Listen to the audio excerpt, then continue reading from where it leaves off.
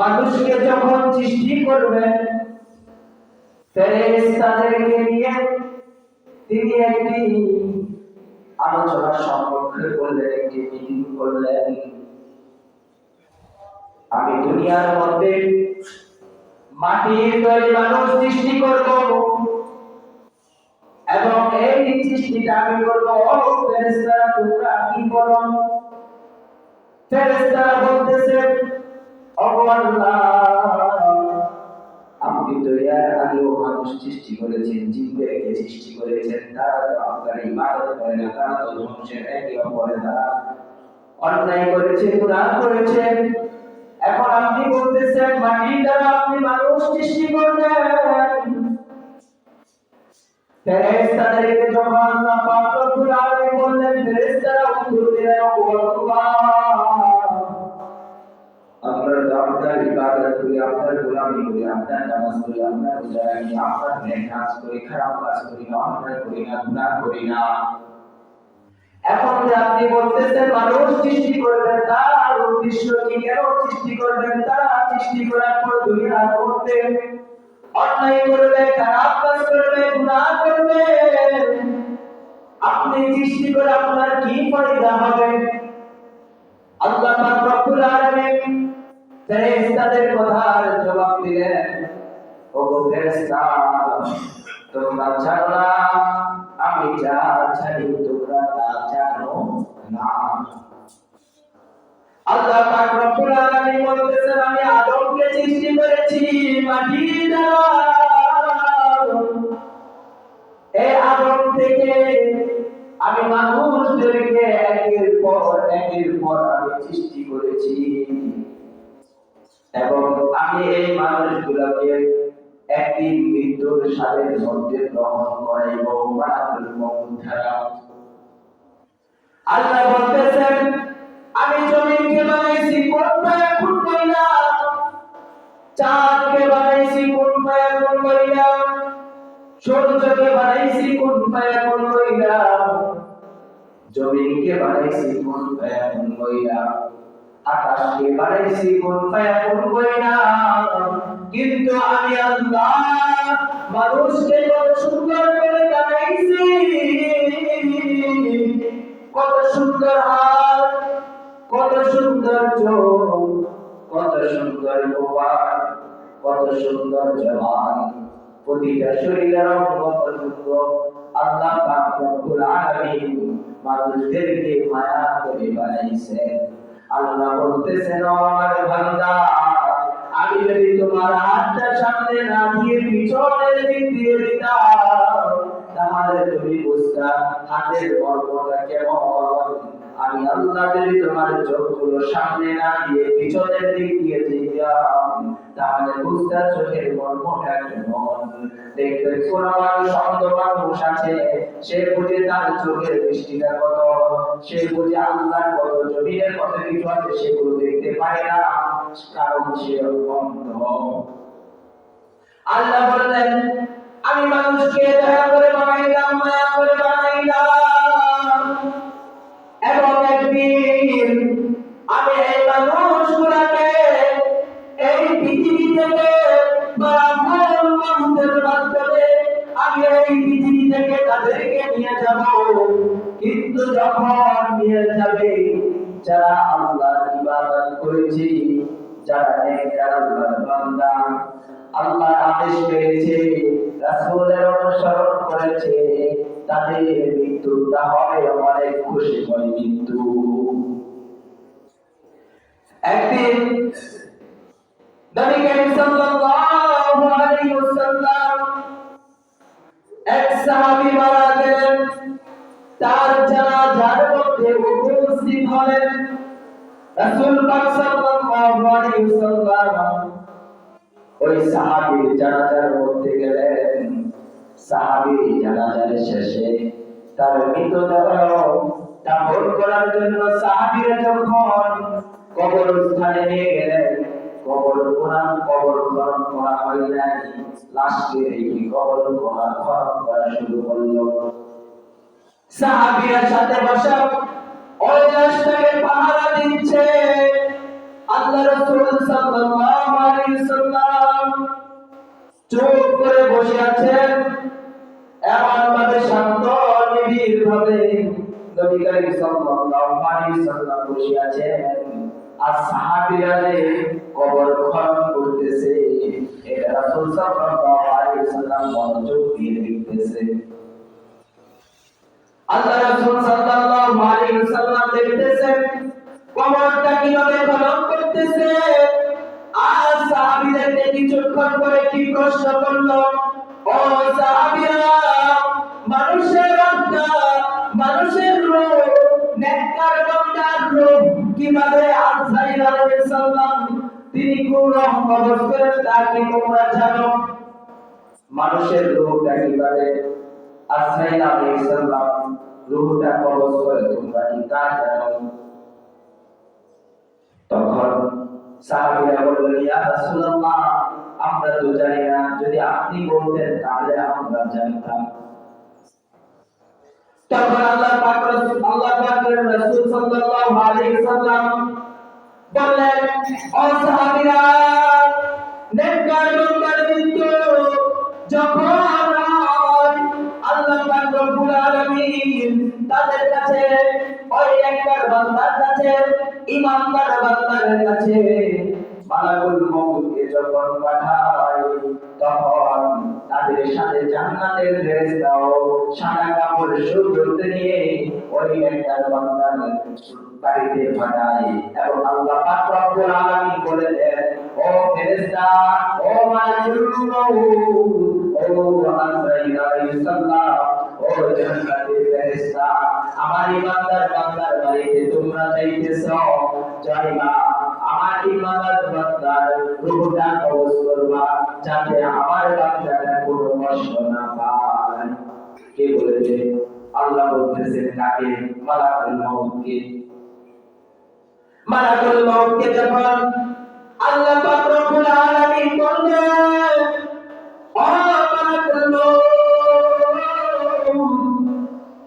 তুমি ওর বাড়ির মধ্যে আমার বান্দার রূহটা কবজ করতে চাইবা, যাওয়ার সময় জান্নাত থেকে ফেরেশতাদেরকে নিয়ে যাও, আর সাথে একটি সাদা কাপড়, জান্নাতের কাপড় সুগন্ধি নিয়ে যাও।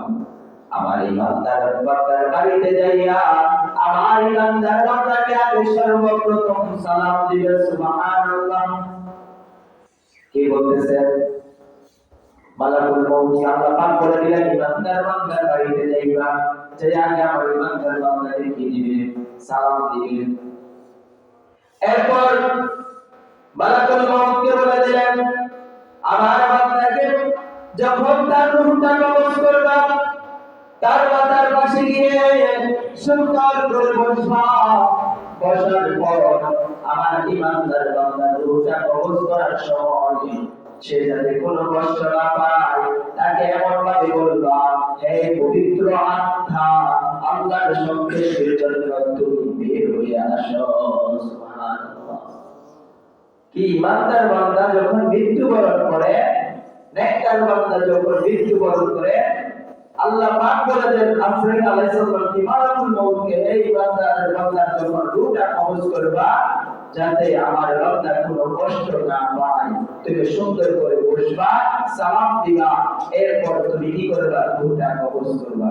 আযরাইল আলাইহিস সালাম ঈমানদার বান্দার রূহটা ঈমানদার বান্দার মাথার সামনে গিয়ে বসে বলবে, হে পবিত্র আত্মা, আল্লাহর সন্তুষ্টির জন্য তুমি বের হয়ে আসো। সুবহানাল্লাহ। তাহলে ঈমানদার বান্দা আল্লাহর সন্তুষ্টির জন্য রূহটা বের করে নিয়ে আসবে আযরাইল আলাইহিস সালাম। আনার পর সাথে যে জান্নাতের ফেরেশতারা গেল, ওই জান্নাতের ফেরেশতারা সাদা কাপড়ের মধ্যে ওই আত্মাটা রাখবে, সুগন্ধি দিবে। এই আত্মাটাকে আল্লাহ পাকের কাছে নিয়ে যাবে, যাওয়ার পর প্রথম আসমানে বললেন ফেরেশতাদেরকে এই পবিত্র আত্মা রাখা এত সুগন্ধি এই আত্মা রাখা। তখন বললেন অমুক ছেলে এই পবিত্র আত্মারা একের পর একের সালাম দিতে দিতে দিতে একবারে সপ্তম আসমান পর্যন্ত যখন ওই ইমানদারের বান্দা আত্মাটা নিয়ে যাবে, তখন আমার আল্লাহ বললেন, ও আমার বান্দা, ইমানদার বান্দার রূহটা তুমি কবজ করে নিয়ে এসেছ, এখন আমি তাকে কবরের মধ্যে জীবিত করব। ইমানদার বান্দা যখন আল্লাহর কাছে ওই পবিত্র আত্মাটা আল্লাহর কাছে নিয়ে যাবে, মানুষ চলে দিকে ওই বান্দাটাকে ওই ছেলেটাকে দাফন করার জন্য মানুষজন প্রস্তুতি নিবে। কেউ বাসকালে যাবে বাস করার জন্য, কেউ কবরস্থানে যাবে কবর খোঁড়ার জন্য, কেউ আসবে মসজিদের পালকিতে নেওয়ার জন্য, কেউ ওইটাকে গোসল করার জন্য, তার গরম পানি করার জন্য, আবার কেউ যাবে ওই ব্যক্তির কাপড়ের জন্য, দোকানে যাবে বাজার থেকে কাপড় আনার জন্য। ওইদিকে আল্লাহ পাকের কাছে পবিত্র আত্মাটাকে সকল ফেরেশতারা স্বাগত জানাইবে। সুবহানাল্লাহ।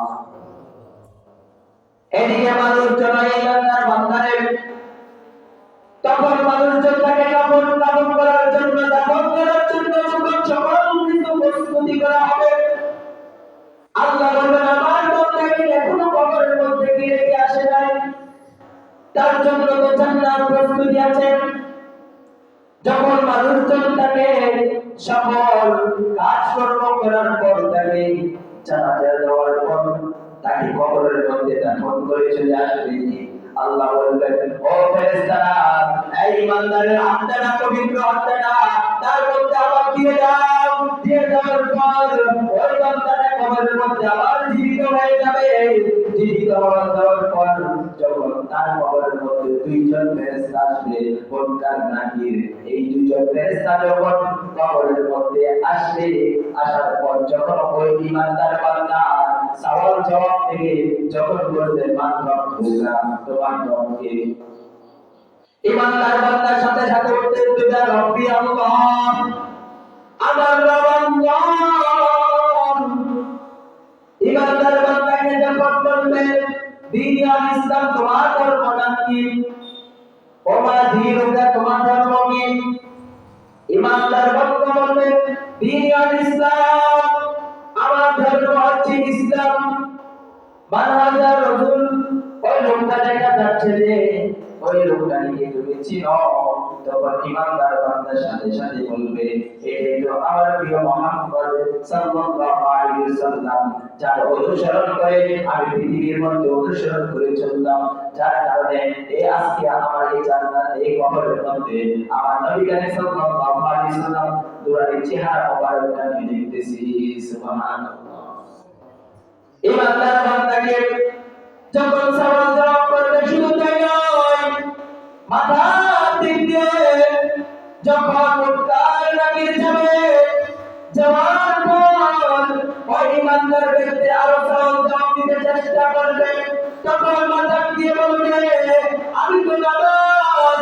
ইমানদার বান্দা বলবে নামাজ, বলবে যে ইমানদার নামাজ পড়েছে, রোজা রেখেছে, কোরআন তেলাওয়াত করেছে, ভালো কাজ করেছে, নেক আমল করেছে, ওই কবরের মধ্যে গুলো এগুলো একই একই ওই মুনকার নাকিরের সওয়াল জবাবের উত্তর দিতে থাকবে। যখন ইমানদার বান্দা মাথার দিকে মুনকার নাকির যাবে, বলবে বলো উত্তর দাও, তখন মাথা দিয়ে বলবে ইমানদার বান্দা ঘুমাচ্ছে, জাগ্রত করতেছে কেন, বলো কি বলবা, বলবে আমি নামাজ, কিন্তু যে দুনিয়া থাকার কারণে আমি নামাজ কি করেছি, এক ওয়াক্ত নামাজ বাদ দিয়ে নাই, এক ওয়াক্ত নামাজ বাদ দিয়ে নাই, পাঁচ ওয়াক্ত নামাজ জামাতের সাথে আদায় করেছি। তখন ওই ফেরেশতাগুলো মাথার দিক থেকে ডান দিকে যখন চলে যাইবা, ডান দিক থেকে যাওয়ার পর তখন আবার বলবে ও পবিত্র আত্মা ওঠো, তখন ওই নামাজটার সাথে বলবে কোরআন বলবে, কি বলবো বলো, ইমানদার বান্দা তো ঘুমাচ্ছে। যখন ফেরেশতা ওই ইমানদার বান্দাকে উঠানোর জন্য চেষ্টা করবে, বাতার পাশ থেকে ডান পাশে যখন গেল, তখন ওই কোরআনটা যে কোরআনের অনুসরণ করে পৃথিবীতে জীবন যাপন করেছে, কোরআন মোতাবেক অনুযায়ী নিজের জীবনকে গঠন করেছে, ওই ডান পাশে যাওয়ার পর ফেরেশতারা যখন ইমানদার বান্দাকে উঠানোর চেষ্টা করবে, কোরআন বলবে আমি কোরআন, যে কোরআনটা সে দুনিয়ার মধ্যে পড়েছে, দুনিয়ার মধ্যে এই কোরআন অনুযায়ী তিনি রাষ্ট্র গঠন করেছে, জীবন গঠন করেছে, নিজের পরিবার গঠন করেছে, নিজের সমাজকে গঠন করেছে, আমি হচ্ছে সেই কোরআন। কি বলবো বলো? এরপর ফেরেশতারা ডান পাশ থেকে বাম পাশে চলে যাবে, যাওয়ার পর এরপর বাম পাশে যখন যাইবে, যাওয়ার পর আবার ইমানদার বান্দাকে উঠানোর চেষ্টা করবে। বাম পাশে রোজা, রমজানের মধ্যে রোজা রেখেছে, ওই রোজাগুলো বলবে আমি হচ্ছে পবিত্র রোজা। ইমানদার বান্দা ঘুমাচ্ছে, কি বলবা বলো? তখন ওই ফেরেশতা যে পাশে যায় এই পাশে এক এক করে এক আমলগুলো জবাব দিতে থাকে। এরপর বাম পাশে থেকে যখন ফেরেশতারা পায়ের দিকে যাইবে, যাওয়ার পর আবার ইমানদার বান্দাকে উঠানোর চেষ্টা করবে, ওই পায়ের দিক থেকে বিভিন্ন এক আমলগুলো ওই ফেরেশতাদের কথার জবাব দিতে শুরু করবে। সুবহানাল্লাহ। তাহলে আপনি কবরের মধ্যে শুধু নামাজ পড়েন, রোজা রাখেন, কোরআন তেলাওয়াত করেন, নেক আমল করেন, কবরের মধ্যে আপনার সওয়াল জবাব যখন জান্নাতের মধ্যে আসবে, ওইগুলো আপনার অটোমেটিক উত্তর দিয়ে দেবে, আপনি ঘুমাইতে থাকবেন। তাহলে নেক আমল লাগবে। অন্য এক হাদিস আল্লাহ রাসূল সাল্লাল্লাহু আলাইহি ওয়াসাল্লাম বলেন, এরপর যখন ওই ইমানদার বান্দাকে সওয়াল জবাবের শেষে আল্লাহ পাক রব্বুল আলামিন বললেন, ও জান্নাতের ফেরেশতা, ইমানদার বান্দাটাকে তুমি তাড়াতাড়ি জান্নাতের মধ্যে নিয়ে যাও। সুবহানাল্লাহ। আল্লাহ বলল, আর দেরি করিও না, আমার ইমানদার বান্দার জন্য জান্নাত অপেক্ষা করতেছে, জান্নাতের মধ্যে তাড়াতাড়ি ইমানদার বান্দাকে ঢুকাও। আর যদি বর্ষার মন ইমানদার মৃত্যুকে কত সোজা। আল্লাহ রাসূল সাল্লাল্লাহু আলাইহি সাল্লাম একটু উদাহরণ দিয়েছেন, কোন পাত্রের মধ্যে যদি পানি রাখা হয়, পানির ফোঁটাটা যেভাবে পড়ে, ওই ইমানদারের আত্মাটা আশ্রয় আলাইহিস সালাম এইভাবে বের করে, কোনো কষ্ট নাই, কোনো টেরও পাবেন না। আর যদি বর্ষার মন, আল্লাহ রাসূল সাল্লাল্লাহু আলাইহি সাল্লাম বলেছেন, কোন বর্ষার যখন আশ্রয় আলাইহিস সালাম তার রূহটা কবজ করে, জীবিত একটি বকরির চামড়া যেভাবে ছড়ালে কষ্ট হয়, ওই বর্ষারের মৃত্যুটা যখন আজরাইল আলাইহিস সালাম তার রূহটা কবজ করে, তার থেকেও বেশি কষ্ট হয়, তার থেকেও কি হয়? বেশি কষ্ট হয়। তাহলে বর্ষার নাকি আমরা ইমানদার হিসাবে যদি আমরা মৃত্যুবরণ করতে চাই, তাহলে ইমানদারের কাজগুলো করতে হইবে, অবশ্যই হইব। ইমানদারের মতো যদি আপনি ইমানদার হয়ে ভালোভাবে যদি আপনি আল্লাহর সন্তুষ্টি হিসাবে যদি আপনি মৃত্যুবরণ করতে চান, তাহলে তাহলে নেক আমলগুলো আপনি অবশ্যই করতে হবে। কবর কিন্তু আমাদেরকে প্রতিদিন ডাকতেছে। কবর বলে, আমি পোকামাকড়ের ঘর, আসার সবাই পোকামাকড় থেকে বাঁচার জন্য তুমি নেক আমল নিয়ে আসিও। আমি কবর অন্ধকার, এই কবরের মধ্যে আসার সময় তুমি আলো নিয়ে আসিও। কবর বলে, আমি হচ্ছে মাটির বিছানা, তুমি এই কবরের মধ্যে যদি বিছানা হিসেবে থাকতে চাও, তাহলে নেক আমল নিয়ে আসিও। কবর কিন্তু আমাদের প্রতিদিন ডাকতেছে, আমি বিচ্ছুর ঘর, পোকামাকড়ের ঘর, এই ঘর থেকে যদি তুমি রেহাই পেতে চাও, পোকামাকড় থেকে যদি বাঁচাইতে চাও, তাহলে আসার সময় তোমরা নেক আমল নিয়ে আসিও। আমাদের রুটা এমন, এই রুটা যদি চলে যায়, আমার যে একটা নাম আছে সেই নাম তো আর থাকবে না। তখন সবাই বলবে লাশ লাশ, তাড়াতাড়ি দাফন করো, তাড়াতাড়ি দাফন করো। ওই সময় ছেলে কোথায়, মেয়ে কোথায়, স্ত্রী কোথায়, পাড়া প্রতিবেশী কোথায়, সবাই বলবে যত তাড়াতাড়ি দাফন করা যায় ততই ভালো হবে। শ্বাসটা শেষ, আমাদের জীবন শেষ, এত অহংকার নাই। আল্লাহ যে একটা নিয়ামত নিতেছি, এই নিয়ামতটা যদি আমাদের শেষ হয়ে যায়, তাহলে আমাদের জীবন শেষ। কত মানুষ ঘুমের মধ্যে মারা যায়, কত মানুষ পানিতে পড়ে মারা যায়, কত মানুষ এগুলোতে মারা যায়, কিন্তু তো সে জানে না তার মৃত্যুটা কখন হবে।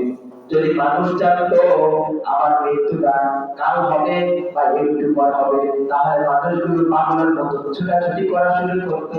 যদি আপনি সাত আসমানে, আপনি যদি আকাশের উপর যদি উঠে যান, তখন ওই জায়গার মধ্যে আজরাইল যাইয়া আপনার রূহটা কবজ করবে। এজন্য এই নিয়ামত একটা যে নিঃশ্বাস, শ্বাস, অক্সিজেন, এটা যদি শেষ হয়ে যায়, তাহলে আমাদের জীবন কি শেষ। আপনি যদি এখন আপনাকে কোথাও যদি বেঁধে রাখা হয়, আপনি ছুটাছুটি করতে পারবেন। আপনাকে যদি পানির মধ্যে পালানো হয়, আপনি উঠতে উঠার জন্য চেষ্টা করবেন। আপনাকে যদি কেউ আগুনের মধ্যে পালানো হয়, তখন আপনি আগুন থেকে বাঁচানোর জন্য চেষ্টা করবেন। কিন্তু মৃত মানুষকে পানিতে পালা, আগুনে পালা, মাটির ভিতরে পালানো, যেখানে মঞ্চে সেখানে আপনি টের পাবেন। আপনি তার ছুটাছুটি করতে পারবেন না। মানুষ যেমন ঘুম চাইলে কোনো কিছু দুনিয়ার মধ্যে কোনো কিছু তার মধ্যে জানা থাকে না, ঘুমাই না, কিন্তু একদিন এই ঘুমটাই হবে আমাদের শেষ ঘুম। তবে সময় থাকতে আমাদের কি করতে হবে? এই নিঃশ্বাস, এই নিঃশ্বাসটা যতদিন আছে ততদিন আমাদের নেক আমল আল্লাহ সন্তুষ্টির জন্য করতে হবে। ওই মৃত্যুর সময়ও আল্লাহ পাক রব্বুল আলামিন, আই যে আজরাইল আলাইহিস সালাম বললাম না, আজরাইল আলাইহিস সালামকে বলে দিবে, আমার এই ইমানদার বান্দা, আমার প্রিয় বান্দারে তুমি রূহটা কবজ করার সময় আগে সুন্দর করে সালাম দিবে। এরপর তুমি বলবে, হে পবিত্র আত্মা, তুমি আল্লাহর সন্তুষ্টির জন্য বের হয়ে আসো।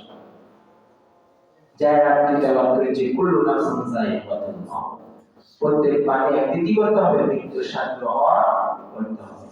কেউ এই মৃত্যু থেকে রেহাই পাবে না। আল্লাহ পাক রব্বুল আলামিন আমাদেরকে সুন্দর করে নেক আমল করে মৃত্যুবরণ করার তৌফিক দান করুন, আমিন। এবং ইমানদার হিসেবে মৃত্যুবরণ করতে হয় সেই তৌফিক দান করুন, আমিন। আমার তৌফিক ইল্লা বিল্লাহ। যারা শেষ আছে তারা জানেন আমরা